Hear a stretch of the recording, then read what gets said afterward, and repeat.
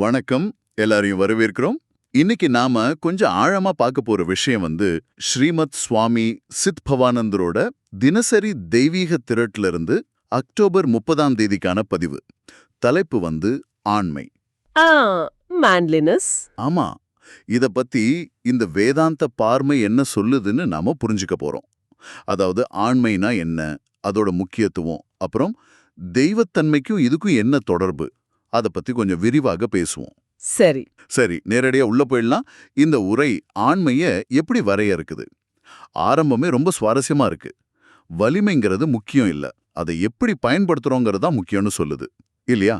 தப்பா யூஸ் பண்ணா அது கயமைத்தனம். ஆமா, அதே வலிமை நல்ல விஷயத்துக்கு போனா அதுதான் ஆண்மை. கரெக்ட். மூலத்துல ஒரு வரி இருக்கு பாருங்க. மனிதனிடம் உள்ள வலிமை தவறாக பயன்படுத்தப்பட்டால் கயமைத்தனமாகிறது, அது நல்ல காரியங்களுக்காக பயன்படுத்தப்படும் போது ஆண்மையாகிறது. ரொம்ப தெளிவா இருக்கு இந்த வேறுபாடு. ஆமா, ரொம்ப நேரடியாவே சொல்லியிருக்கிறாங்க.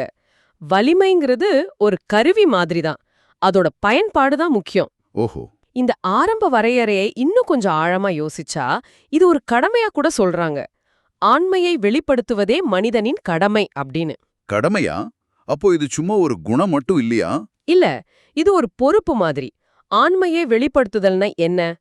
இந்த உரையோட பார்வையில நம்ம கிட்ட இருக்கிற வலிமை, அது உடம்பு வலிமையா இருக்கலாம், மன வலிமையா இருக்கலாம், எதுவா இருந்தாலும் சரி, அத ஆக்கப்பூர்வமா நல்லதுக்காக பயன்படுத்துறது. சும்மா பலமா இருக்கிறது பத்தாது, அத நல்ல வழியில செலுத்தணும். அதுதான் உண்மையான ஆண்மை, அதுதான் கடமைன்னு சொல்றாங்க. அப்போ இது ஒரு செயல்பாடு சம்பந்தப்பட்டது, சும்மா இருக்கிறது இல்ல. ஒரு நோக்கத்தோட வலிமையை பயன்படுத்தணும். சரி, அப்புறம் பாருங்க, ஒரு ஒப்பீடு வருது பலவீனமானவனுக்கும் பலமானவனுக்கும் நடுவுல. ஆமா, வீக் ஹார்ட்டட் மேன் அப்புறம் ஸ்ட்ராங் அண்ட் விரைல் மேன். அங்க ஒரு உவமை வருது. பலவீனமானவன் பாலில் ஊறிய பொறி போன்ற மென்மையானவன் அப்படின்னு. அடடா, பாலில் ஊறிய பொறி, அதுக்கு ஒரு வடிவமோ உறுதியோ இருக்காதே. ஆமா, அப்படியே குழைஞ்சு போயிடும். அதோட விளைவு என்னன்னு சொல்றாங்க? அவன் வாழ்வில் எதையும் சாதிக்க இயலாதவன். அப்புறம் இன்னும் கொஞ்சம் கடுமையா ஒன்றுக்கும் உதவாதவன் அப்படின்னு சொல்றாங்க. அப்பா, ஒன்றுக்கும் உதவாதவன்னா அது ரொம்ப எப்படி சொல்றது? ரொம்ப கடுமையான வார்த்தை தான். ஆமா, அது ஒரு விதத்துல மனசுல ஒரு சலனத்தை ஏற்படுத்துது. பலவீனம்னா, மன உறுதி இன்மைனா இவ்ளோ மோசமான விளைவா அப்படின்னு தோணுது. ஆமா. ஆனா இது அந்த உரை எதை முக்கியமா சொல்ல வருதுங்கிறத காட்டுறதுக்காக இருக்கலாம். இங்க பலவீனம்னா சும்மா உடம்பு சரியில்லாம இருக்கிறது இல்ல. ஒரு பிரச்சனையை பார்த்து பயப்படுறது, முடிவெடுக்க தயங்குறது, சோம்பேறித்தனம், முயற்சி இல்லாம இருக்கிறது, கொள்கை பிடிப்பு இல்லாம, இதெல்லாம் சேர்ந்ததுதான் இந்த பலவீனமான இதயம். ஓஹோ, பாலில் ஊறிய பொறி மாதிரி. அவன்கிட்ட ஒரு நிலைத்தன்மை இல்ல, எந்த அழுத்தத்தையும் தாங்க முடியாது, அதனால உருப்படியா எதையும் செய்ய முடியலன்னு உருவகப்படுத்துறாங்க. இது ஒரு செயலற்ற நிலை. புரியுது. இதுக்கு அப்படியே எதிர்ப்பதமா வலிமையானவனை பாருங்க. அவன் வீரன், வாழ்வில் எதையும் சாதிக்க கூடியவன். ஆமா. ஆனா இந்த வலிமைக்கு மூலம் எதுன்னு சொல்றான்னு பாருங்க, அதுதான் முக்கியம். அவன் நேர்மையான வாழ்க்கையிலிருந்து பிறந்தவன். இது ரொம்ப முக்கியமான பாயிண்ட். சும்மா உடம்ப பலத்தினாலேயோ அதிகாரத்தினாலேயோ இல்ல, அவனோட வலிமைக்கு அஸ்திவாரமே நேர்மையான வாழ்க்கை. இங்கதான் அகத்துக்கும் புறத்துக்கும் உள்ள தொடர்பு வருது. நேர்மையான வாழ்வுன்னு எப்படி எடுத்துக்கலாம்? உண்மையா இருக்கிறது, ஒழுக்கமா இருக்கிறது, கடமைய சரியா செய்யறது, மனசாட்சிப்படி நடக்கிறது, இதெல்லாம் சேர்ந்த ஒரு அறம் சார்ந்த வாழ்க்கை. அதுலேந்து தான் உண்மையான பயன் தர்ற வலிமை வருதுன்னு சொல்றாங்க. அப்போ இது வெறும் தசை வலிமை இல்ல, குணத்தோட வலிமை, ஒழுக்கத்தோட வலிமை. கரெக்ட், அதேதான். ஆமா, அந்த நேர்மையான வாழ்விலிருந்து பிறந்தவன்கிற வரி நிஜமாவே ஆழமா இருக்கு. இது ஆண்மையோட அர்த்தத்தையே வேறொரு லெவலுக்கு கொண்டு போகுது. அதாவது உண்மையான பலம்ங்கிறது ஒருத்தரோட குணம், அவரோட மாரல் ஸ்டாண்டிங்லேருந்து வருது. வெளியில தெரிகிற சாதனைகள் எல்லாம் இந்த உள்ள இருக்கிற வலிமையோட வெளிப்பாடு தான். இது நல்லா இருக்கு. சரி, இப்போ இந்த உரையில ஒரு முக்கியமான, ஒருவேளை சிலருக்கு ரொம்ப ஆச்சரியமா கூட இருக்கலாம், அப்படி ஒரு கருத்து வருது. அது என்னன்னா, ஆண்மை தெய்வத்தன்மைக்கு முந்தியது. Manliness precedes godliness. இது கொஞ்சம் யோசிக்க வைக்குது இல்லையா? ஆமா, இது கொஞ்சம் நிறுத்தி யோசிக்க வேண்டிய வரிதான். இதோட அர்த்தம் என்னவா இருக்கும்? பொதுவா நாம என்ன நினைப்போம்? ஆன்மீக பாதைனா பக்தி, சரணாகதி, ஞானம் இதெல்லாம் தான் முதல்ல வரும்னு. ஆனா இங்க ஆண்மை, அதாவது நாம இவ்வளவு நேரம் பேசணுமே, நேர்மையான வாழ்க்கையிலிருந்து வர்ற நல்ல விஷயத்துக்கு பயன்படுற அந்த வலிமை, அதுதான் முதல்ல தெய்வத்தன்மை, அதுக்கப்புறம் தான் அப்படின்னு சொல்றாங்க. இத வழக்கமா நம்ம யோசிக்கிற மாதிரி இல்லையே, எப்படி இதை புரிஞ்சுக்கிறது? நிச்சயமா. இது தனியா பார்த்தா கொஞ்சம் குழப்புற மாதிரி இருக்கலாம். ஆனா அந்த கடைசி வரியோட சேர்த்து பார்க்கணும். கடைசி வரியா? என்னது?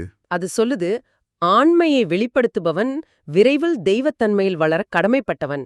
He who evinces his manliness is soon bound to grow in godliness. ஓ, அப்படியா? ஆமா. இதுதான் அந்த வரிசைக்கு காரணத்தை விளக்குது. இந்த வேதாந்த பார்வையில இங்க சொல்ற ஆண்மைங்கிறது தெய்வத்தன்மை அடையறதுக்கு ஒரு எப்படி சொல்றது, ஒரு முன் தகுதி மாதிரி, ஒரு அஸ்திவாரம் மாதிரி. அஸ்திவாரமா? ஆமா. அதாவது நேர்மையா, தைரியமா, ஒழுக்கமா, தன்னோட வலிமைய நல்ல விஷயத்துக்கு பயன்படுத்துற ஒருத்தன் தான் ஆன்மீகமா உயர தகுதியானவன் ஆகறான். சோம்பேறியா, பயந்து, ஒழுக்கமில்லாம திறமைய வீணடிக்கிற ஒருத்தனால எப்படி ஆன்மீகத்துல முன்னேற முடியும்? யோசிச்சு பாருங்க. சரிதான். இந்த ஆண்மைங்கிறது ஒரு பாத்திரம் மாதிரி. அந்த பாத்திரம் சுத்தமா, உறுதியா இருந்தாதானே அதுல தெய்வீகமான அமிர்தத்தை ஊத்த முடியும். ஒழுக்கமான ஒரு நோக்கத்தோட இருக்கிற வலிமை, இது இல்லாம ஆன்மீக வளர்ச்சி சாத்தியமில்லைன்னு சொல்றாங்க. இது ஒரு மாதிரி முதல்ல நல்ல மனுஷனா இரு, அப்புறம் தெய்வமாகலான்னு சொல்ற மாதிரி இருக்கே. ஆமா, கிட்டத்தட்ட அப்படிதான் இந்த பார்வை வந்து. ஆன்மீகத்தை நம்ம அன்றாட வாழ்க்கை, கடமை, ஒழுக்கம் இதிலிருந்து பிரிக்கல. அது மேலதான் ஆன்மீகம் கட்டப்படணும்னு சொல்லுது.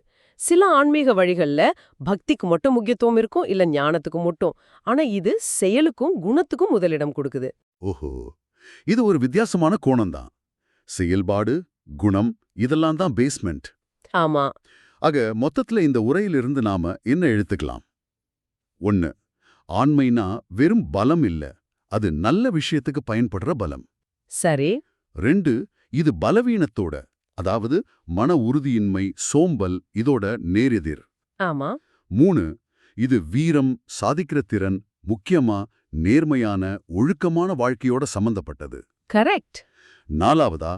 ரொம்ப முக்கியமா, இந்த ஆண்மைங்கிறது தெய்வத்தன்மைக்கு ஒரு முன் நிபந்தனை, ஒரு படி மாதிரி. இதுமா சாராம்சம் இல்லையா? மிகச்சரியா சொன்னீங்க. இந்த நல்ல செயலுக்கும் நல்ல குணத்துல இருந்து வர வலிமைக்கும், அதாவது ஆண்மைக்கும், அப்புறம் ஆன்மீக வளர்ச்சிக்கும் தெய்வத்தன்மைக்கும் உள்ள தொடர்பை மறுபடியும் சொல்லணும்னு நினைக்கிறேன். ஆரம்பத்திலேயே சொன்ன மாதிரி தப்பா பயன்படுத்தினா அது கயமைத்தனோன்னு ஒதுக்கிட்டாங்க. அப்ப இங்க பேசுற ஆண்மைங்கிறது பண்பட்ட, நோக்கம் கொண்ட, அறம் சார்ந்த வலிமை. இது உடம்பு வலிமையை விட உள்ள இருக்கிற குணம், மன உறுதி, நோக்கமுள்ள செயல்பாடு இதுல தான் அதிக கவனம் வைக்குது. ஆமா. அப்புறம் அந்த வரிசை ஆண்மை தெய்வத்தன்மைக்கு முந்தியது. இது நிஜமாவே ஆழமா யோசிக்க வேண்டிய ஒண்ணு. நம்ம டெய்லி லைஃப் நாம எப்படி வாழறோம், எப்படி செயல்படுறோங்கிறது நம்ம ஆன்மீக முன்னேற்றத்துக்கு எவ்வளவு முக்கியங்கிறத இது காட்டுது. உண்மைதான். சும்மா தத்துவம் படிக்கிறது, மந்திரம் சொல்றது மட்டும் பத்தாது. அந்த தத்துவப்படி வாழறது, நேர்மையா தைரியமா செயல்படுறது தான் உண்மையான ஆன்மீக வளர்ச்சிக்கு வழின்னு ஒரு வலுவான செய்தியை இது சொல்லுது. இது ரொம்ப பிராக்டிக்கலான மார்க்கை. ரொம்ப நல்லா சொன்னீங்க. அருமையான கருத்துக்கள். இந்த உரை ஆண்மையும் வலிமை நற்செயல் வழியா வரையறுத்து அதை தெய்வத்தன்மைக்கு அஸ்திவாரமா காட்டுது. இப்போ உங்க எல்லாருக்கும் ஒரு கேள்வி. இந்த உரையில சொல்ற நோக்கமுள்ள வலிமை, அதாவது சோம்பல் இல்லாம நேர்மையா நல்லதுக்காக தன்னோட சக்தியை பயன்படுத்துற குணம், இந்த ஐடியாவை ஆண் பெண் பேதம் இல்லாம உங்க வாழ்க்கையில நீங்க எப்படி பாக்குறீங்க? இது உங்க பர்சனல் வளர்ச்சிக்கு, இல்ல ப்ரொஃபஷனல் வளர்ச்சிக்கு, இல்ல ஸ்பிரிச்சுவல் வளர்ச்சிக்கு ஒரு அடித்தளமா இருக்க முடியுமா? நல்ல விஷயத்துக்காக பயன்படுத்துற வலிமை இந்த உரை சொல்ற மாதிரி தானாவே ஒரு உயர் நிலைக்கு, ஒரு முழுமைக்கு, ஏன் ஒருவித தெய்வத்தன்மைக்கு கூட கொண்டு போகுமா? இந்த வேதாந்த பார்வை சொல்ற இந்த யோசனை உங்க அனுபவத்தோட எப்படி பொருந்தது? இத பத்தி நீங்க இன்னும் கொஞ்சம் சிந்திச்சு பாருங்க.